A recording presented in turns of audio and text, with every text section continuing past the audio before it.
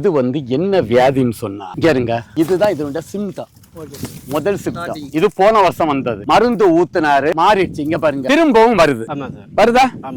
இந்த வியாதிக்கு பேரு லீப் ராட், இலை உரை அழுகல் நோய். இப்ப இந்த மரம், இந்த வியாதி இருக்கு. அந்த மரம் 6 வருஷம் ஆச்சு, ப்ராப்பரா வளரல. ஆனா அந்த மரம் காய்ச்சல். இதுல ஒண்ணு மாட்டு கருத்து இல்லையே. இதுக்கு என்ன பிரச்சனை? மரங்களை களை எடுக்கணும். தேவையில்லாததா நீங்க மரத்துல வச்சா மரம் பாரமாயி காய்க்காது, பூச்சிகள் தான் வரும். மேல வரைக்கும் ஏறணும். இதெல்லாம் எடுத்து மருந்தே அளவுக்கு அதிகமா கொடுத்து, இங்க பாருங்க, போன வருஷம் கொடுத்த மருந்து இப்படியே இருக்கு பாருங்க சார்.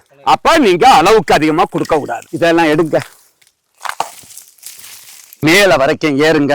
ஒரு ஆளு வேணுமா, பசுமை பூமி ரெடி பண்ணி கொடுக்கும். இந்த பண்ணாடை எல்லாத்தையும் கிளீன் பண்ணி ஏறுங்க. இப்படி எடுத்து விடுங்க. இந்த ஓலை எல்லாம் எடுத்து விடுங்க. மேல வர எடுத்தாச்சா? எல்லா மரத்துக்கும் எடுக்கணும். பசுமை பூமி மரங்களை களை எடுக்கிறது. இப்ப இந்த வேலையும் பசுமை பூமி செய்து கொடுக்கிறோம்.